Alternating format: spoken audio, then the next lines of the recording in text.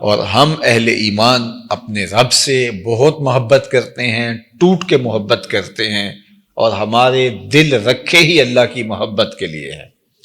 اور اللہ جل شانہ کی محبت قلب کی زندگی ہے، قلب کی حیات حب الہی ہے، اور اگر اس کو یہ غذا نہ ملے تو یہ دل جو ہے یہ مر جاتا ہے اس چمڑے کے وجود کے اندر، اگر یہ اس کی اللہ کی محبت سے اس کی آبیاری نہ ہو۔ جس طرح کوئی بیج اگر زمین کے اندر آپ نہیں بوتے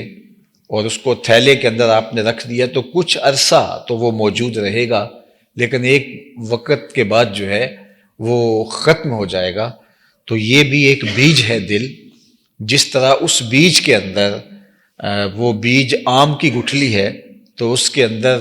پتے بھی ہیں، شاخیں بھی ہیں، رس بھی ہے، رنگ بھی ہیں، پھول بھی ہیں، مٹھاس بھی ہے، ذائقے بھی ہیں، اور سب کچھ اس کے اندر رکھا ہے۔ بظاہر گٹھلی چیر کے دیکھیں تو کچھ بھی نہیں ہے، لیکن سب کچھ اس ننھے سے مہین سے بیج میں، جو گلاب کا بیج ہے اس کے اندر خوشبو بھی ہے، اس بیج کے اندر پتیاں بھی ہیں، اس بیج کے اندر شاخیں بھی ہیں، سبز پتے بھی ہیں، سرخ پتیاں بھی ہیں، لیکن پھاڑ کے دیکھیں تو آپ کو کچھ بھی نہیں ملے گا۔ لیکن جب وہ زمین میں رکھیں گے، اگے گا، تو یہ ساری چیزیں ظہور پذیر ہوں گی۔ اس طرح اللہ تعالیٰ نے ہمارے سینے کے اندر جو ہے وہ جو دل رکھا ہے، یہ تخم ہے، اس کو اگر ہم آبیاری اس کی کرتے ہیں اور اللہ کی محبت کی کونپلیں اس سے پھوٹتی ہیں تو پھر اس کو برگ و بار نصیب ہوتا ہے، اس کو پھل نصیب ہوتا ہے، ورنہ یہ چمڑے کے تھیلے کے اندر پڑا پڑا ایک دن مر جاتا ہے۔ اب دیکھیے، ایمان بہت بڑی دولت ہے اور بہت قیمتی اثاثہ ہے، اور اس کا حظ نصیب ہونا، یعنی اس کا پھل ملنے لگ جانا، اس کا ذائقہ، اس کی تراوت اور اس کے ثمرات نصیب ہونے لگ جانا، یہ بہت بڑی بات ہے۔ یعنی ایمان سینے میں موجود ہے، اور اس ایمان کی روشنی، اس ایمان کے ثمرے، اس ایمان کی خوشبو، اس ایمان کی لذات اور اس ایمان کے ثمرات نصیب ہونا شروع ہو جائیں، یہ بہت بڑی بات ہے، جس سے مومن تو ہواؤں میں اڑتا ہے، چرخ پہ جھولنے لگتا ہے، اس کے زمین پہ پاؤں نہیں لگتے، یہ جب اس کو محسوس ہوتا ہے کہ میرے ایمان کی کیفیت کیا ہے۔ جس طرح حضرت حارثہ حضور کی خدمت میں حاضر ہوئے تو فرمایا کیف اصبحت، بتاؤ تم نے صبح کس حال میں کی؟ تو انہوں نے کہا حضور میں نے حالت ایمان میں کی ہے۔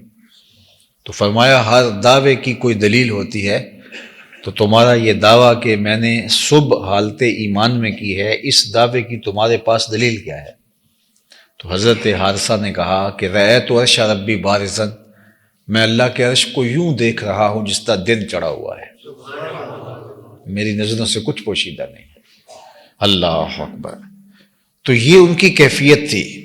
تو پھر مومن جب ایمان کی لذات سے بہراور ہوتا ہے، اس کی کیفیت سے مالا مال ہوتا ہے، اس ایمان کا ثمرہ اس کو ملتا ہے،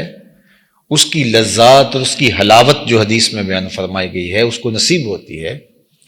تو پھر تو وہ ایک ایسے خوشگوار ماحول میں ہوتا ہے، ایسی لذات ہوتی ہے